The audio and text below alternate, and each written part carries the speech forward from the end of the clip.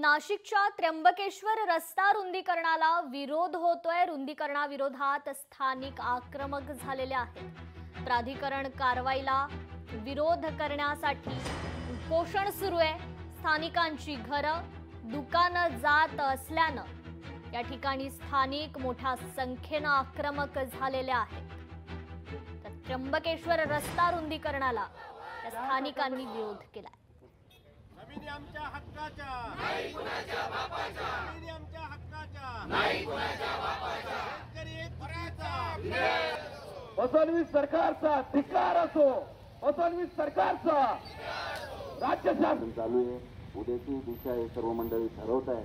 आपण सर्वजण त्यांना या लढ्यात बळ देण्यासाठी आपण आजूबाजूच्या गावातील शेतकरी देखील यांनी आलं पाहिजे। आम्ही शेतकरी एकजुटीचा, जमिनी आमच्या हक्काच्या, जमिनी आमच्या हक्काच्या, फसवणूक सरकारचा।